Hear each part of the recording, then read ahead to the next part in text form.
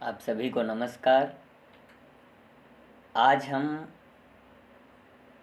हिंदी व्याकरण में संधि से संबंधित कुछ महत्वपूर्ण प्रश्नों पर चर्चा करेंगे और थोड़ा सा उसमें विश्लेषण भी करेंगे कि संधि है क्या, संधि कौन कौन सी संधियां हैं, कौन सी संधियां जो शब्दों को आपस में मेल करती हैं, शब्दों को मिलाती हैं। तो सबसे पहले संधि है क्या? अगर इसको छोटे से शब्द में समझें तो इसका मतलब होता है मेल या समझौता। यानी कि संधि से आप क्या समझते हैं? पहला प्रश्न, तो दो वर्णों के मेल से जो उत्पन्न विकार है, दो वर्णों के मेल से, दो अक्षरों के मेल से जो उत्पन्न विकार है उसे संधि कहा जाता है। संधि का शाब्दिक अर्थ है मेल या समझौता।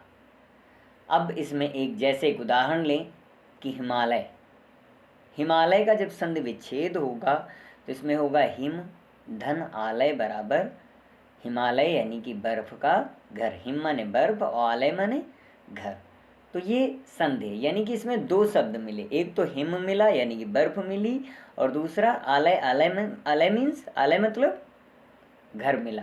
तो जब दो शब्द मिले तो उन दो शब्दों का मेल ही क्या कहलाया? संधि कहलाया। अब सबसे पहले स्वर संधि किसे कहते हैं? स्वर संधि का मतलब है कि जब वर्ण के साथ स्वर वर्ण के मेल से जो विकार उत्पन्न होता है, यानी कि वर्ण के साथ जब कोई वर्ण हो, जब दो वर्ण मिले, उन दो वर्णों में दोनों जहाँ पर उनका मिलन होता हो, जहाँ पर वो दोनों मिल रहे हों, वहाँ पर दोनों स्वर वर्ण हों, तो उन स्वर वर्णों के मेल से जो विकार उत्पन्न होता है, जो अर्थ उत्पन्न होता है, उसे स्वर संधि कहते हैं। जैसे रवींद्र, तो रवि धन इंद्र, यानी कि यहाँ पर दो शब्द मिले, रवि मिला और इंद्र मिला, तो छोटी ई और ई, रवि, रवि में छोटी ई और इंद्र में भी छोटी ई, तो ई दो स्वरों के बीच की संधि जो बनी वो बनी बड़ी ई, यानी कि रवि, तो छोटी ई और छोटी ई मिली तो बड़ी ई बनी। फिर दीर्घ स्वर संधि से आपका क्या आशय है? तो दीर्घ स्वर संधि में इसमें दो सवर्ण, सवर्ण माने एक जैसे या सजातीय स्वर, एक जाति के, एक जैसे, एक प्रकार के स्वरों के बीच संधि होकर उनके दीर्घ रूप हो जाते हैं, यानी कि एक जैसे स्वर। जैसे आ बराबर बड़ा आ, उसी प्रकार आ बराबर बड़ा आ।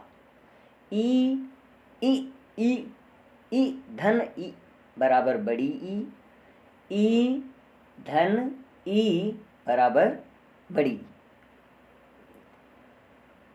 तो दो सवर्ण या सजातीय स्वरों के बीच उनके दीर्घ रूप हो जाते हैं। जैसे पहला पॉइंट दिया हुआ है कि अ या आ प्लस अ या आ बराबर बड़ा आ, यानी कि छोटा आ या बड़ा आ धन छोटा आ या बड़ा आ बराबर बड़ा आ। इसका उदाहरण है परमात्मा, परमात्मा माने ईश्वर, परम आत्मा। तो परम धन आत्मा, इसमें दोनों में मिला क्या? पहले में परम मिला, परम में छोटा आ मिला, और आत्मा में बड़ा आ मिला, तो छोटा आ और बड़ा आ मिलकर के बड़ा आ बना। तो इसलिए इसे दीर्घ स्वर संधि कहा गया, क्योंकि ये सजातीय वर्ण मिलकर के एक दीर्घ स्वर का निर्माण करते हैं। जैसे छोटा आ प्लस बड़ा आ बराबर बड़ा आ, उसी प्रकार छोटी ई या बड़ी ई प्लस छोटी ई या बड़ी ई बराबर बड़ी ई। अब दूसरे में क्या है? दूसरा क्या है? दूसरा है कि कवींद्र, कवि धन इंद्र। ठीक, तो इसमें क्या है? कवि प्लस इंद्र, कवि में छोटी की मात्रा मिली प्लस इंद्र में छोटी की मात्रा मिली, तो छोटी ई बराबर बड़ी ई। फिर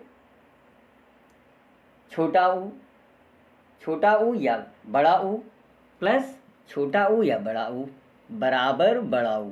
जैसे गुरुपदेश, गुरुपदेश, तो गुरुधन उपदेश, गुरुधन उपदेश, गुरु के द्वारा दिया जाने वाला उपदेश।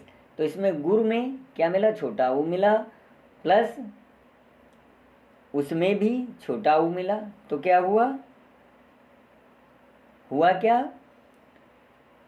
बड़ा ऊ हो गया, छोटा ऊ बड़ा ऊ, तो गुरु उपदेश। री या री प्लस री री बराबर री, जैसे पितृण, पितृण बराबर पितृ, पितृ माने पिता, धन ऋण उनका कर्ज, तो इसमें री री मिला तो क्या हुआ, ऋण हो गया, पितृण, पितृण, है ना। तो इसमें ये देखा गया, तो ये दीर्घ स्वर संधि के अंतर्गत आने वाले 4 दीर्घ स्वर संधियां हैं, जिनमें छोटा आ, बड़ा आ, छोटी ई, बड़ी ई, छोटा ऊ, बड़ा ऊ, री, है ना। तो इन 4 संधियों का आज सिर्फ विस्तार करेंगे। अगले दिन हम गुण स्वर संधि के विषय में जानेंगे, उस पर चर्चा करेंगे। अगर किसी को कोई भी बिंदु समझ में ना आए तो पुनः उस पर प्रश्न कर सकता है, पूछ सकता है। धन्यवाद।